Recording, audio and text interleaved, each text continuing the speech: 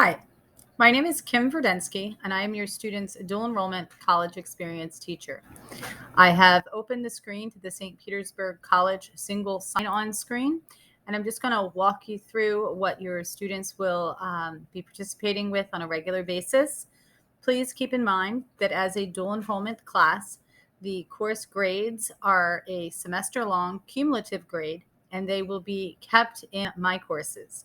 So if you would like to check on your students' progress, please communicate with them and have them share their My Courses with you. I will periodically post an average at any random points of the semester to help keep communication, and ask that at any point in time, if you have any questions about anything, to please just email me. My email is verdenskyk@pcsb.org. That's all lowercase letters, VERDENSKYK@pcsb.org. I'm more than happy to do whatever I can to get to help your students be successful. And I have collected some emails from an agreement form that I sent home at the beginning of the year. And I am still working on putting together an email list using those. So once I have put the email list together, I will send out periodic reminders just to remind everyone to please check your student's status. The first date that I am going to post the average score in Focus is going to be on Tuesday, August 31st. And on that day, the students will have, at that point, have completed approximately 5 graded assignments. So it's not a huge indicator of the ability for the semester, because remember, it is a college class, so it will be a semester-based grade. The only grade that will be the official record is at the semester end. But again, I will post an average grade periodically throughout the semester. Typically, every 2 to 3 weeks, I'll post their updated average grade. So please try to keep note of that, and just communicate with me or communicate with your student on a regular basis to ask them about their progress. With this being a college course, the goal is to identify a plan beyond high school. I support the students in whatever choices they are interested in. We explore a lot into trades and programs with PTC, or Pinellas Technical College. I know I do also have a few students that are considering the military, so I'm helping them explore their options and to understand ASFAB and to understand job assignments and how that might align with their futures.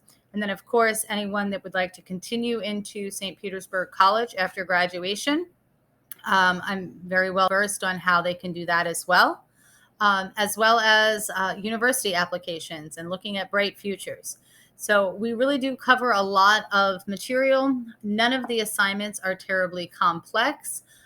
Sometimes there will be 2 assignments or 3 assignments a week. Other times there might be 4 or 5. It just depends upon the length of the activities and the length of the unit. Some of the units do cover study habits and note-taking and maintaining a healthy schedule, as well as planning their future courses and look at financial budgeting. So it's a really well-versed course. The course, again, is recorded at the semester end, and that grade then will be part of their high school GPA as well as their college GPA.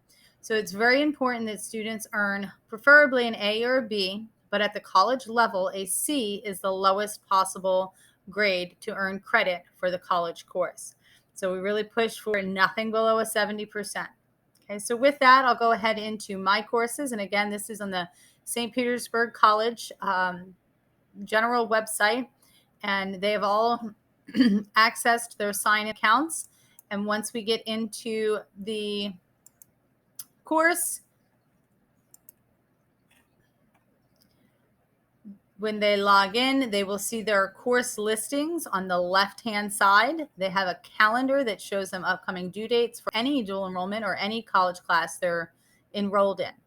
I have taught with SPC for approximately 11 years, and I have taught at Pinellas Park High School for 17 years.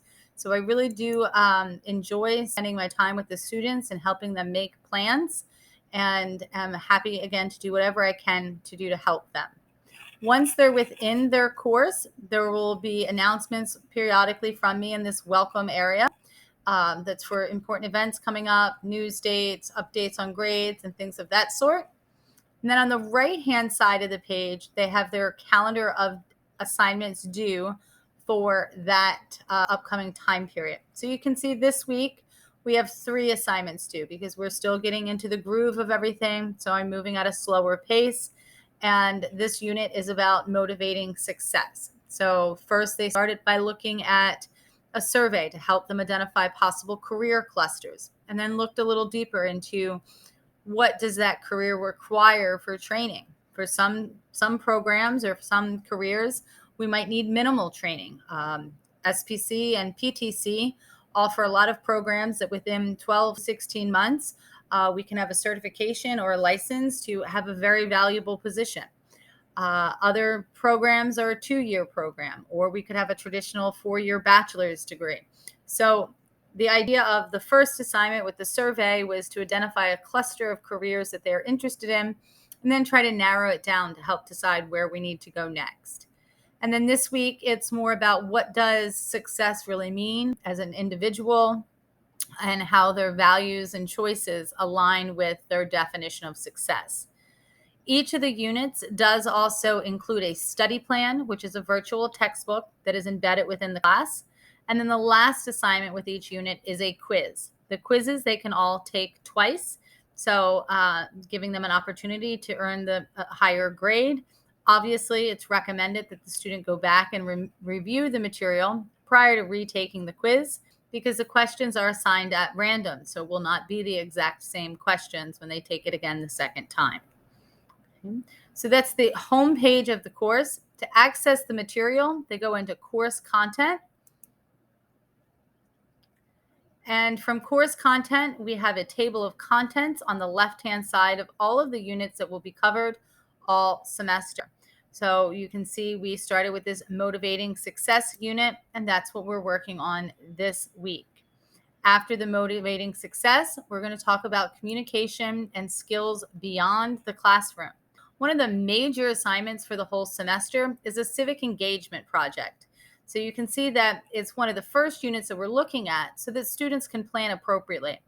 Ideally, this would reflect on their profession and that they would participate in a volunteer program within something that they're interested with. For example, if someone was interested in construction, maybe they could find a Habitat for Humanity volunteer opportunity, or an organization that is helping to refurbish homes for veterans or low-income families. That would be something to expose them more to the construction industry. Likewise, if someone's interested in nursing, is there a facility where they can earn volunteer hours? Now, I understand right now that volunteering at many organizations around our county and our state is difficult. So one of the options is that they could simply research an organization that meets a need for our community and create a presentation about the organization. Notice that they have until November 15th to complete this. So again, we're looking at it early in the semester so that students can plan appropriately. Also in the Beyond the Classroom unit, there's that study plan. Again, that's the online textbook. And then we have an assignment about working with instructors. So they're asked to identify ways that they can communicate with their instructor utilizing office hours. I offer to the students that I'm available Monday through Thursday after school from 2 to 3. And then I do alternating lunches so that if students want help with SAT or they need help with something else, they can come visit me during either first lunch or during second lunch. So on Mondays and Tuesdays, I'm available during first lunch. On Wednesdays and Thursdays, I'm available during second lunch. The next assignment asks students to think about deep learning and to reflect in a journal style of how do they engage in their learning so that it is a true experience rather than just a student showing up to class and sitting there. What are they doing to understand how the learning fits into the big picture beyond the structure of the course? So that's a bit of a reflection assignment. Then we have an assignment about academic honesty, and we look at various forms of infringement of academic honesty and reflect on that. Then we have another assignment about evaluating results. So this one asks students to think about a time when they might have done poorly on a test or exam, and to think about why and what could they have done to maybe retake that test or review the skills even after the test, with the idea that it's a building block for the next test. This is especially important with their math courses. And then, of course, the final assignment of that unit is the quiz. So you can see how there are a number of assignments listed for next week. None of them are terribly long, and they are all encouraging the students to reflect upon their participation in their education and how they can use this to move forward. After that, we are going to continue with the career exploration. We'll talk a little bit about learning styles and strategies so everyone can be successful in the classroom. And then continuing with goal setting and time management, followed by studying skills, a thinking and analysis unit, a financial management unit, a social interaction and diversity unit, and finally concluding with a health management unit. And again, this is an entire semester. And in the calendar, I have already loaded the due dates for the entire semester and have encouraged students to please utilize this calendar to create their own schedules and to utilize the planners that they'll be getting during their second period class on Tuesday, August 24th, so that if they know they have busy weeks, they can look at getting ahead. Yes, I do have the lessons set up in an order, but for example, if a student knows that the week of September 24th, they have a lot going on, they can certainly jump into this lesson and start with the study plan, and then maybe do the quiz and start looking at some of the assignments so that they don't feel overwhelmed on that week. Time management, planning, using a calendar are all super important skills that I will continue to stress all year long. Okay. So I've given you a brief overview of the course. As you can see here, there's an email directly within my courses that students may communicate with me as well.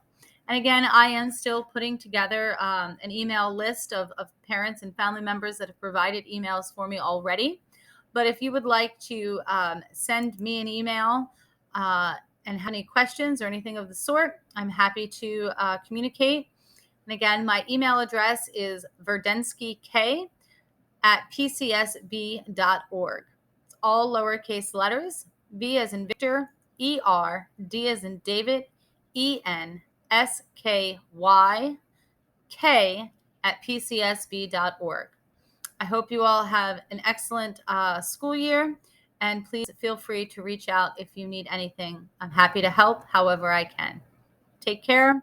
And again, I apologize I couldn't be live this evening, but Tuesday evenings is the evening that I also teach at St. Petersburg College. So thank you for your understanding, and I look forward to your students' success.